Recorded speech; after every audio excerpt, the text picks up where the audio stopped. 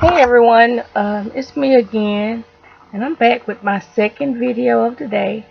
And this video actually I was on Facebook getting ready to upload a link to the video I just recorded a while ago, and I was just going down my news feed, and it was just over flooded with twerking videos.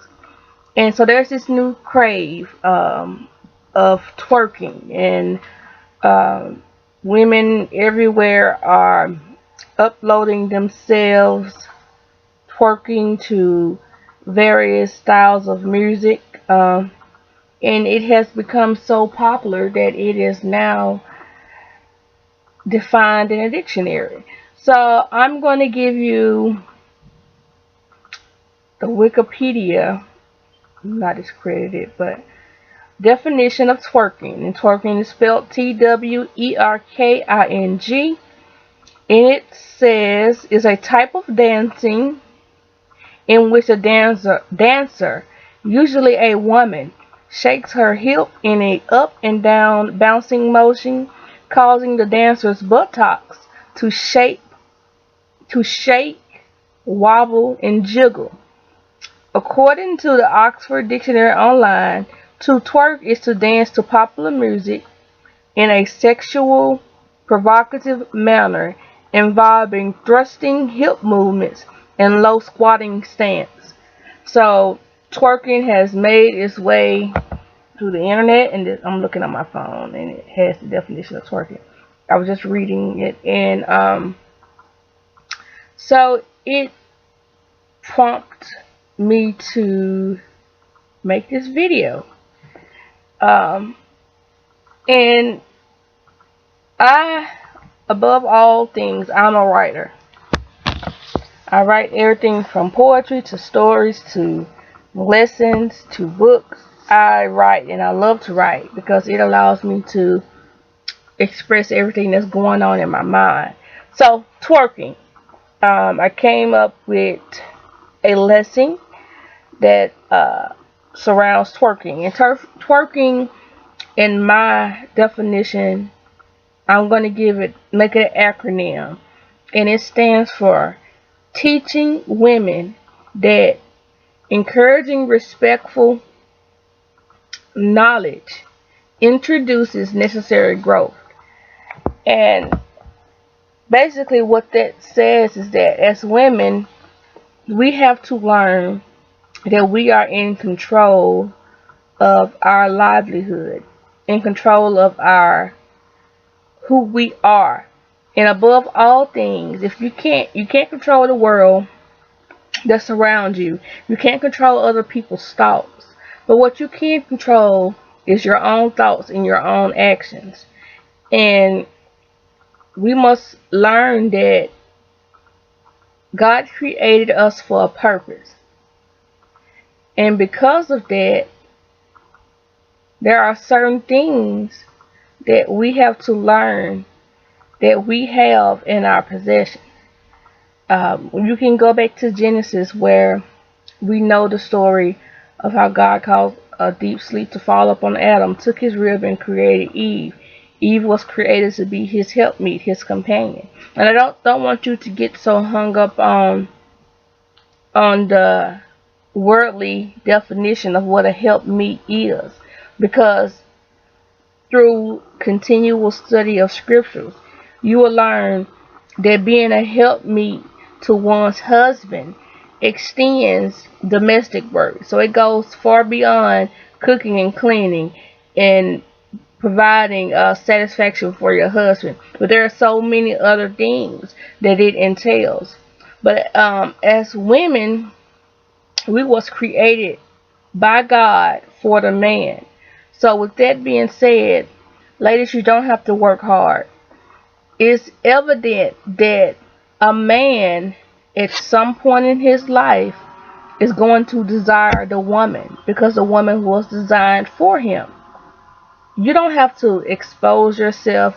You don't have to dance in a provocative way.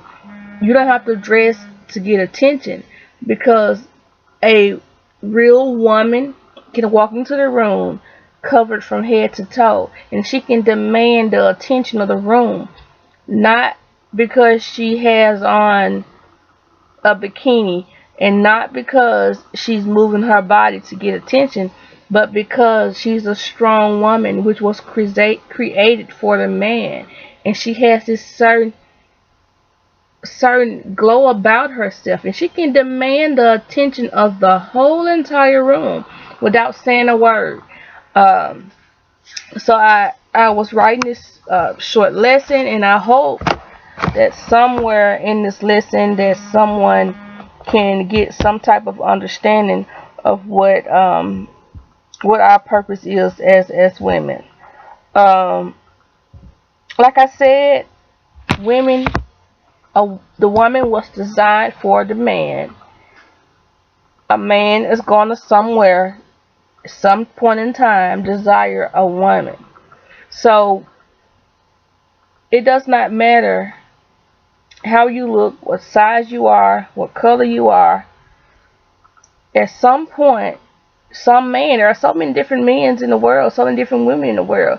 Not everyone is for everything, and there are different attractions and that are going to draw two individuals together.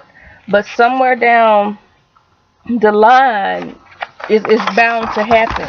So I just want to go ahead and go over that a few things. First of all, I don't care how many likes you get on your video. I don't care how many inbox comments you get. No man, a real man, and I'm not talking about someone who has not matured, but no real man wants a woman who does not know how to respect herself. Because if she does not respect herself, she would never know how to respect him. And it's not about yes sir, no sir, let me fix your plate, let me wash your feet. But it's about having respect for who you are as a woman. If you want that man to respect you and treat you like a queen, then you have to first respect yourself and create your own standards and rise up. Because if you continue to fall into the cycles that life has set, that the world has set, you're only going to get what the world can offer. And as we all know through scripture, one day this world is going to end. And if you don't find something that roots you now, in the end, you're not going to get anything. And although the understanding through scripture is that, once those who obey the gospel get to heaven, you won't be married to anyone. You won't be married to your husband, because it won't be as we see it now once we get to heaven. But if you don't respect yourself now, no man is ever going to respect you. It's kind of like, let's say if you was a cowboy and you love riding horses. You go to the stables and the horses are out there and they're standing strong and they look good. A cowboy is going to go and pick which one he wants. As women, don't put yourself on a plate for a man to pick which one looks the best, because that's the only thing that you're doing. You're showing off your body to get attention, and that may be attention and it may make you feel good for a little while, but that attention does not derive from a man respecting you for who you are, because what he sees on the outside is not a small piece of what's on the inside. So you may get his attention, you may be attractive, but he's not going to respect you for who you are as a woman. And you have to learn that if you want a man to respect you, you're going to first have to learn how to respect yourself. And respecting yourself does not entail moving your body in a provocative way in order to get attention. Because you're not saying that I'm an educated woman who is capable of so many great things. You're saying that outwardly, this is what I physically have to offer, and you're not presenting all of those good things that's in your mind, that's in your education, that's in your ability, that the gifts that you have. You're only portraying the outward things, and those outward things will one day vanish away. And once you no longer have the Coke bottle body, once you no longer have those outside physical attractions, if there is nothing else there that attracted the man to you, that allowed him to respect you for who you are, then once those things are gone, 9 times out of 10, the man is going to be gone. And then he's going to be back out there at the stables once again, looking for the best thoroughbred that he's going to be able to take for another ride. Because once that ride is over, it's done with. The thrill is gone, and then you're going to be stuck at that point trying to realize, what is it that I have on the inside that can attract a man to who I really am. My goal here is to help women see that you are so much more than what's on the outside. And if we can tap into the inner person, who we are on the inside, then we can express the knowledge and get into the intellectual part of who we are, and respect ourselves, and in return know how to set the standards so that a guy or a man can't come to you half-heartedly and come for you only for the outside and the physical attractions, but you'll know how to identify when a man is being serious and wants you for who you are versus wanting you for the things that you can do.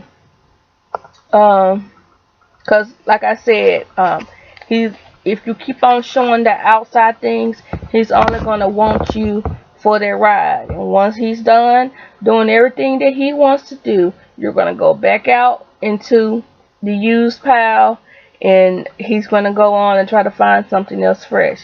And don't get it messed up. Not all men are like this. There are some genuine guys who have learned discipline and obedience and how to respect a woman for the reason in which she was created. But then at the same time, there are some, and if you think about the whole twerking thing, 9 times out of 10, that audience is going to be a group of immature young men who are only looking for the things in which you are presenting as in twerking.